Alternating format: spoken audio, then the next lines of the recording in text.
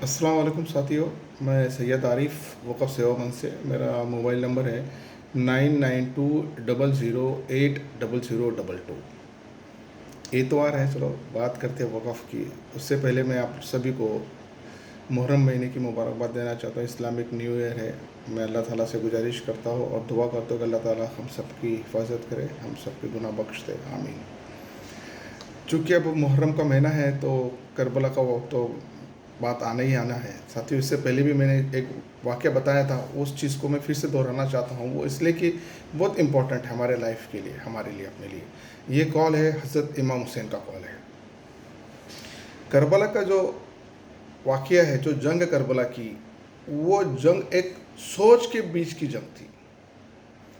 Karbala की जो जंग थी वो एक सोच के वजह से थी। यजीद ये मानता था, ये सोचता था कि ताकत ही हक है।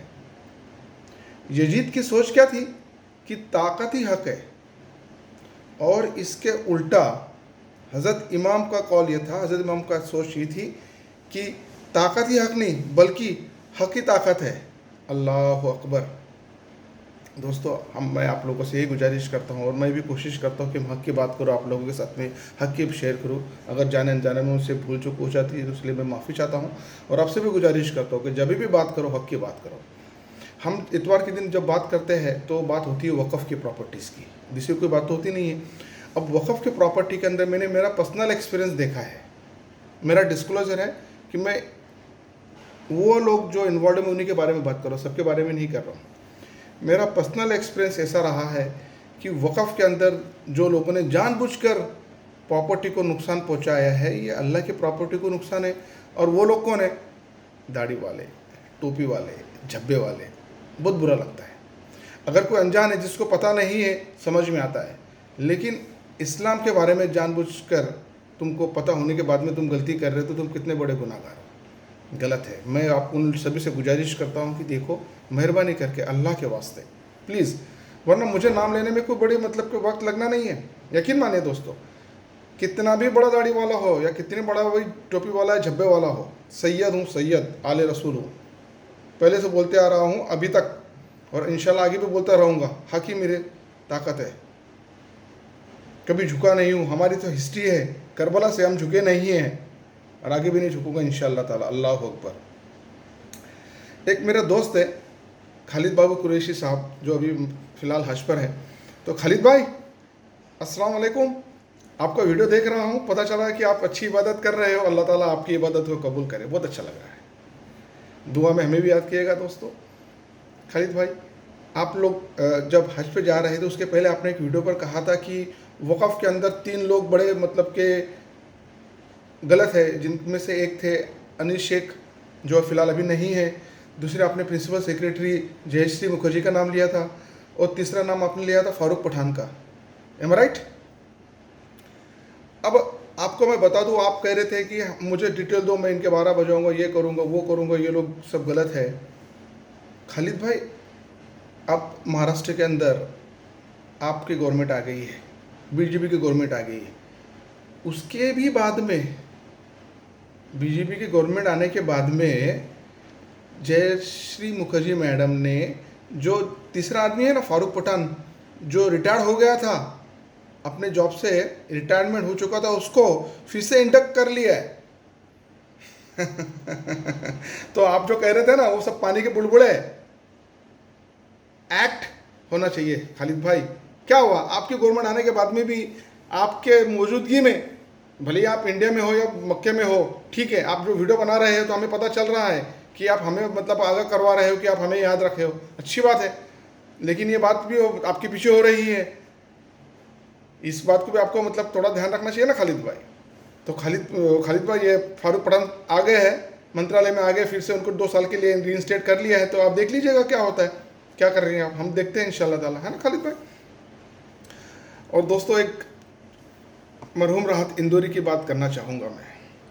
इतनी ज़ोर ज़ोर से अल्लाह को याद करते हो, इतनी ज़ोर ज़ोर से अल्लाह को याद करते हो, अगर अल्लाह ने धीरे से भी याद कर लिया, वो दुआ आखिरी दुआ हो जाएगी।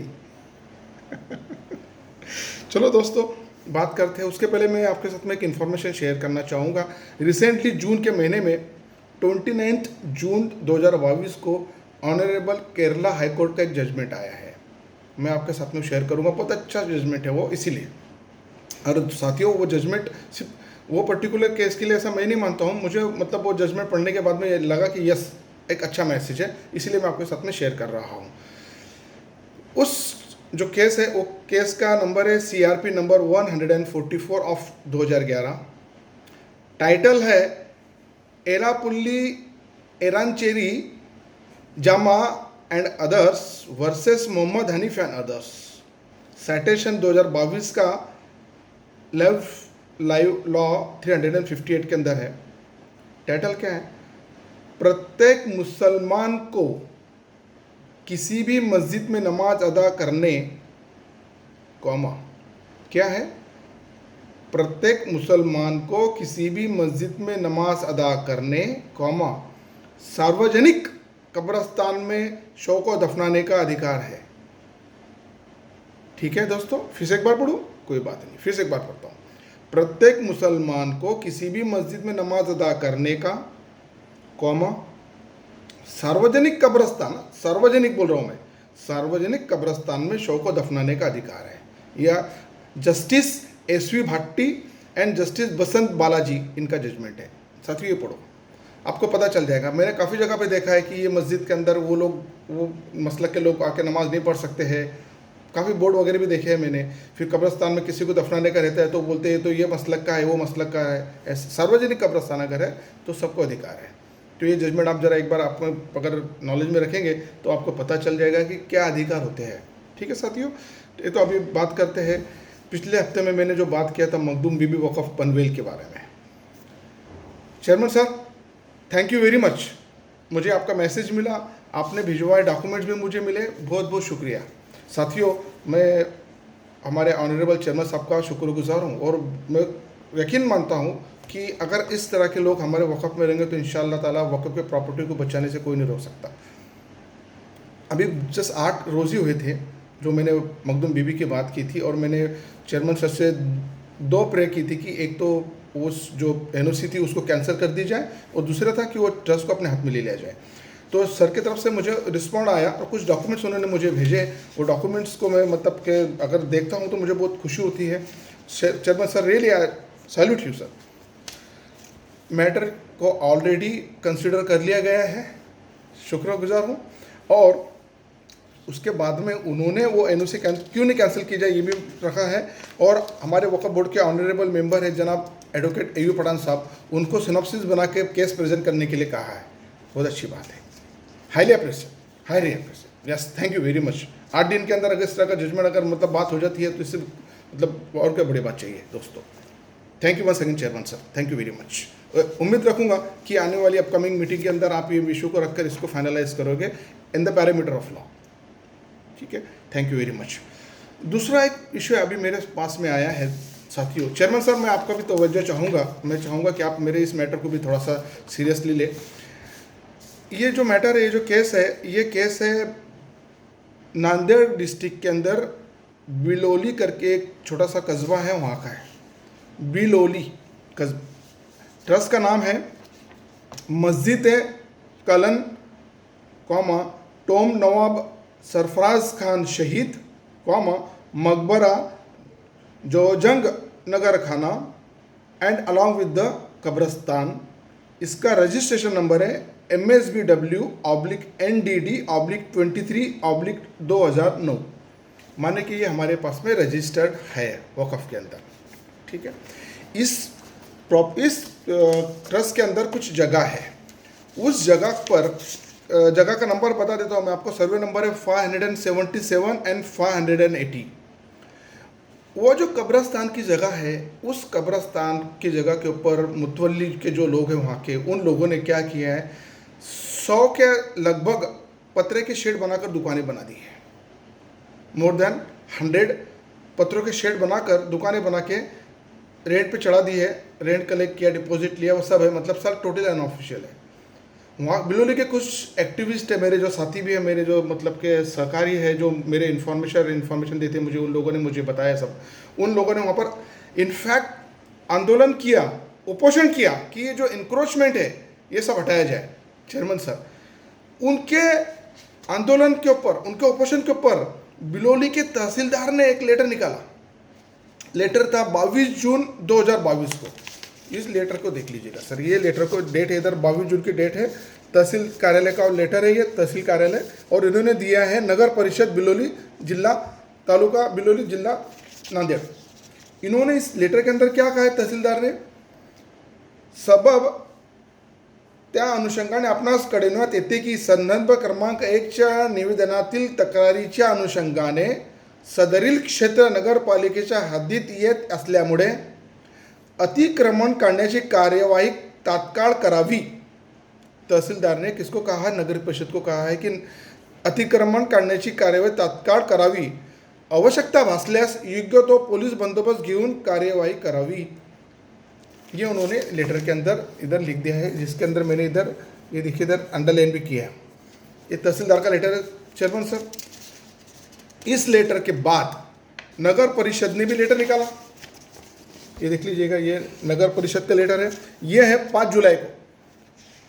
तहसीलदार साहब का लेटर था 22 जून का, नगर परिषद का 5 जुलाई का लेटर है। इन्होंने तहसीलदार साहब को उसका जवाब दिया। जवाब में उन्होंने क्या कहा है, सदर जमीन सर्वे नंबर 577 एंड 508 मधील इनामी जमीन महाराष्ट्र राज्य वक्फ मंडळ औरंगाबाद यांच्या कार्यालयाच्या अधिकार क्षेत्रात असल्यामुळे संबंधित जागेवरील अतिक्रमण काढण्याबाबतची कार्यवाही महाराष्ट्र राज्य वक्फ मंडळ औरंगाबाद यांच्या स्तरावर करण्यात यावी।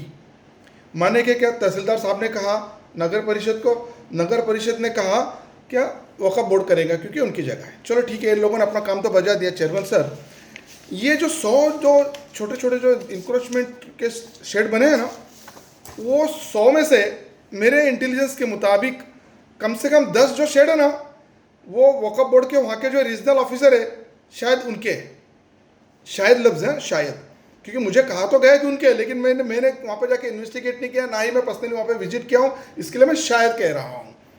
ठीक है चेयरमैन सर, लेकिन यकीनन जब बिल्ली दूध पीती है ना तो आँख बंद करके पीती है, उसको लगता है कि कोई देख नहीं रहा है।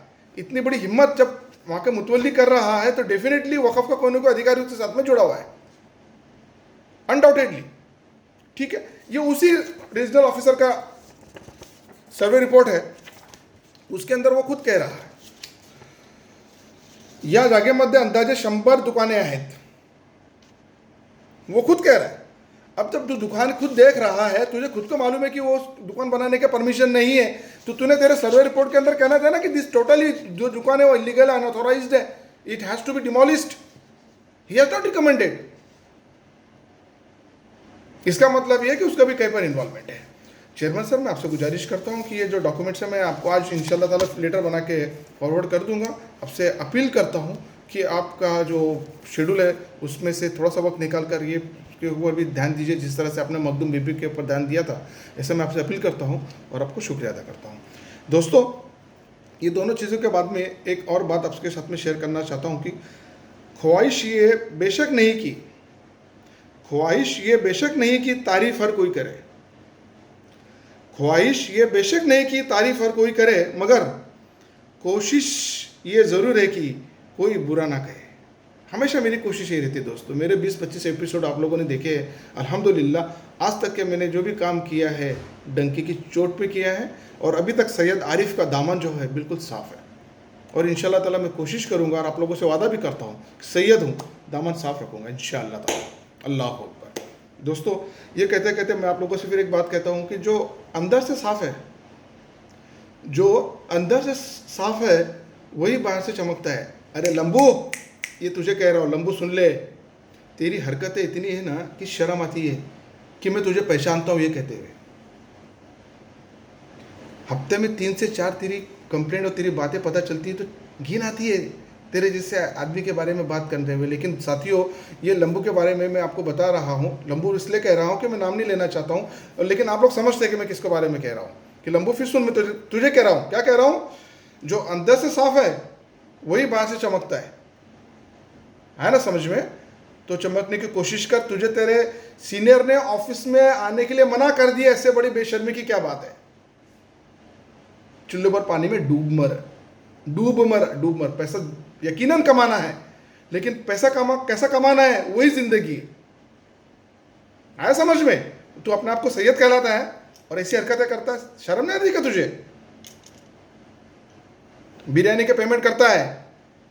मुझे तो यहाँ तक मालूम है कि कौन सी कार के अंदर कौन कब कहाँ पर कौन सी होटल में खाना खाने के लिए गया था, वो वीडियो रिकॉर्डिंग में मेरे पास है। वक्त आने के ऊपर साथियों मैं आपको दिखाऊंगा कौन कब कितने बजे कौन सी तारीख को कौन सी होटल में किसके साथ खाना खाने के लिए गया था और क्यों गया था, सब है मेरे पास में।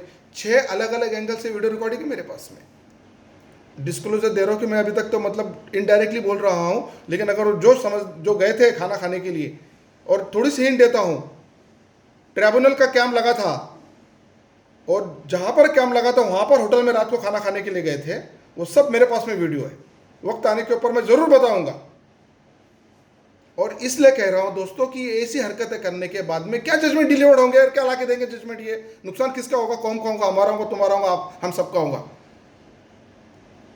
अगर आपको वाकई के अंदर केस लड़नी है तो अपने काबिलियत के ऊपर, अपने स्किल के ऊपर लड़ के जीत के दिखाओ। किसी को खाना खिलाने से, किसी की बिरयानी के पेमेंट करने से जजमेंट अगर अपने फेवर में ले लो तो तुम कोई बड़े वकील नहीं माने जाते हो, बिल्कुल कतई नहीं। और इसलिए तुम्हारा नाम बदनाम हो रहा है सोसाइटी के अंदर। लोग तुम्हारी तारीफ नहीं कर रहे हैं, बुरा लग रहा है मुझे, क्योंकि तुम भी सैयद हो, लेकिन तुम्हारे बारे में अच्छा कहने के बजाय लोग बुरा कह रहे हैं और वो सबूत दिखा रहे हैं मुझे कि देखो ये सबूत है हमारे पास। साथियों रियली कह रहा हूँ, बहुत बुरा, बुरे शेम लेकर। इसलिए मैं कहता हूँ कि ताकत अपने शब्दों में डालो, ताकत अपने शब्दों में डालो, आवाज़ में नहीं। ताकत अपने शब्दों में डालो, अपने आवाज़ में नहीं, क्योंकि फसल बारिश से उगती है, बाढ़ से नहीं। इतना कहते हुए मैं आप लोगों से विदा लेता हूँ। दोस्तों मैं आप लोगों से सबसे अपील करता हूँ कि आप अपनी फैमिली का ख्याल रखें, आप अपने लिए, अपनी फैमिली के लिए दुआ करें, दुआ में हम सबको याद करें, मुझे भी याद रखें। फी अमानिल्लाह, do take care of yourself.